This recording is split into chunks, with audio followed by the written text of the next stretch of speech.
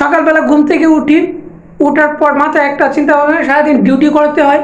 Duty করার পর আবার আমার রাত্রে আসে আবার চিন্তা করতে হয় একটা ভিডিও কিভাবে তৈরি করব, কি ভিডিও বানাবো। সো হ্যালো দর্শক, আমি আজকে আপনাদেরকে আমার রুমের যে অবস্থা সেটা আমি আজকে আপনাদেরকে দেখাবো। আর বিশেষ করে যে আমি কোথায় গ্রিন স্ক্রিনের ভিডিওগুলো করি বা কিভাবে করি আমি সেই জায়গাটা দেখাবো। ওইটা হলো আমার পিছনের ব্যাকগ্রাউন্ড। যে আমি যদি কোনো কাজ করি, যে গ্রিন স্ক্রিনের যদি আমি কোনো কাজ করি, দেখতে পারতেছেন যে রুম, ওই গ্রিন স্ক্রিনের কাজ করলে আমি ওইটা ব্যবহার করি। যে অল্প একটু আর এই যে রুম দেখতেছেন, আর আমার ওইখানে আরও আছে যে ব্যাচেলার একটা মানুষ, সেতে তো একটু অগোছালো থাকবে।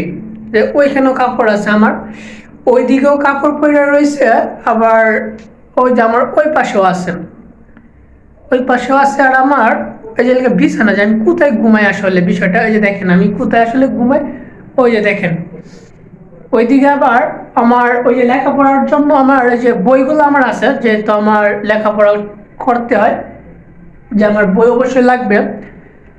কেননা লেখাপড়া ছেড়ে তো আর সব কিছু হবে না, লেখাপড়ার পাশাপাশি সব কিছু করতে হবে। আর এটা হলো আমার যে স্ট্যান্ড আছে, যে আমি কারণ ক্যামেরা রাখার জন্য ওই স্ট্যান্ডটা আমার গুরুত্বপূর্ণ একটা ভূমিকা পালন করে, যেখানে না আমি হাতে রেখে আমার সব ভিডিও করা পসিবল না। আমার হাতে রেখা সব ভিডিও করা যেহেতু পসিবল না, সেজন্য আমি একটা স্ট্যান্ড নিয়ে আসলাম। আর স্ট্যান্ডের সাথে তো শুধু স্ট্যান্ড হলে হবে না, আছে মাইক্রোফোন আছে, যেটা দিয়ে আমি ভয়েস ওভার করি, যে ভয়েসটা ক্লিয়ার কাট হওয়ার কারণে। কেননা রুমের ভেতর কিন্তু আপনার যদি আমি ভয়েস দেই তাহলে কিন্তু কেমন যেন একটা খাপঝাপ হয়ে যাবে, প্রতিধ্বনি হয়, যে কারণে ভয়েসটা এতটা ভালো হয় না। আর কি দেখাবো আমার রুমের অবস্থা, যে আমার রুমে আমার পাশে একটা ওয়াশরুম আছে। আর যাই হোক, এত কিছু আমি দেখাবো না ওই ভিডিওতে। যদি দেখেন আর কি দেখাবো, যে আমার ব্যাচেলার জীবন, যে আমি আর বিশেষ করে আমি কয়টা সময় আমি এই রুমের গ্রিন স্ক্রিনের ভিডিওগুলো বানাই। আসলে দেখেন, সকালবেলা ঘুম থেকে উঠে আমি সকাল 5টার সময় আমি ঘুম থেকে উঠি। ঘুম থেকে উঠার পর আমি আবার বের হয়ে যাই, ফ্রেশ ট্রেশ হয়ে আমি গোসল করে আমি বের হয়ে যাই ডিউটির উদ্দেশ্যে। যে আমি সকাল 5:30 বা 6টায় আমি বের হয়ে যাই ডিউটির উদ্দেশ্যে।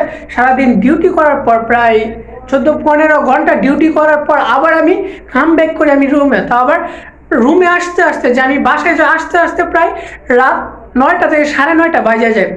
তখন আবার আমার আবার কি করতে হয়, 9:30 যদি কোনো আমার ভিডিওর প্ল্যান থাকে, যে আমার কোনো প্ল্যান করা আছে ভিডিও করব, তারপরে আমি আগে হয়তো বা খাওয়া দাওয়াটা পরেই করি। কেননা খাওয়া দাওয়াটা পরে, যেহেতু একটু ভিডিওটা করার চিন্তা ভাবনা করি, যে ভিডিওটা ক্রিয়েট করবো এতটুকু সময়ের ভিতরে, যে আমি 10টার ভিতরে ভিডিওটা আমি কমপ্লিট করবো। তারপর ভিডিওর সম্পূর্ণ কাজ আমি কমপ্লিট করার পর তারপর আমি খাওয়া দাওয়া শেষ করব। কেননা আমি রাত 12টার সময় তো ভিডিও মানে যে আমি চাই, যে মাঝে মধ্যে কিন্তু সময় পাই না আমি যে ভিডিও আপলোড, দিনের মধ্যে কিন্তু আমি ভিডিও আপলোড দিতে পারি না। কেননা রাত্রে হয়তো বা 10:30 11টা বাজে যায় আমি ভিডিও আপলোড করতে করতে। আসলে ওইটা আমার দেরি হয়, কেননা সারাদিন ডিউটি করার পর রাত্রে একটা ভিডিও ক্রিয়েট করতে পারি। কারণ সারাদিন তো হয়তো ব্যস্ত, সারাদিন ব্যস্ত থাকার পর একটু সময় দিয়ে রাত্রেবেলা এসে একটু সময় দিই ভিডিওর জন্য। আর ভিডিওটা আপলোডও করি প্রায় 10, 10:30, 11টার দিকে আমি আপলোড করি ভিডিওটা। এবং কথা হলো যে আমি ভিডিও আপলোড করি হয়তো বা জানি না আপনাদের ভালোবাসা ছাড়া অবশ্যই মানুষ কখনো বহুদূর যেতে পারবে না।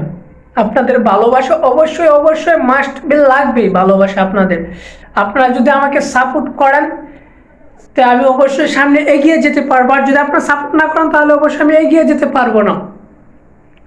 তার মানে বুঝতেই তো পারতেছেন যে একটা ফ্রিল্যান্সিং জীবন মানে কতটা কঠিন, কতটা কষ্ট করতে হয়। যে ফ্রিল্যান্সিং জীবনটা, সকালবেলা ঘুম থেকে উঠি, উঠার পর মাথায় একটা চিন্তা ভাবনা, সারাদিন ডিউটি করতে হয়।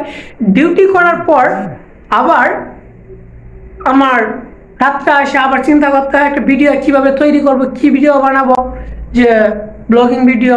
আসলে এখন বুঝতেই তো পারতেছেন যে আসলে কতটা কষ্ট করতে হয়। কষ্টের পর একটা ভিডিও আপলোড করি বা কাজ করি, ওইটার পিছনে কিন্তু আরও 1 ঘন্টা সময় যায়। একটা ভিডিও কাজ করার থেকে ভিডিও ক্রিয়েটের পর সম্পূর্ণ আপলোড দেওয়া পর্যন্ত আমার 1 ঘন্টা সময় লেগে যায় প্রায় ভিডিওর কাজ করতে গিয়ে। আর আমার হাতের ফোনটাও তেমন একটা ভালো না, যে কোনো সময় হয়তো বা তার একটা দুর্ঘটনা হতে পারে, যে মৃত্যুবরণ হতে পারে, অ্যাক্সিডেন্টলি হতে পারে, মোবাইলটা অফ হয়ে যেতে পারে। আর যাই হোক, আজকে এই পর্যন্ত আমার রুমটা আপনাদেরকে দেখালাম। যে আসলে আমার রুমটা কেমন, আমি কোথায় থাকি। এমন একটা জায়গায় থাকি, নিস্তব্ধ জায়গায় থাকি, কখনো মন ভালো থাকে, কখনো বা খারাপ থাকে।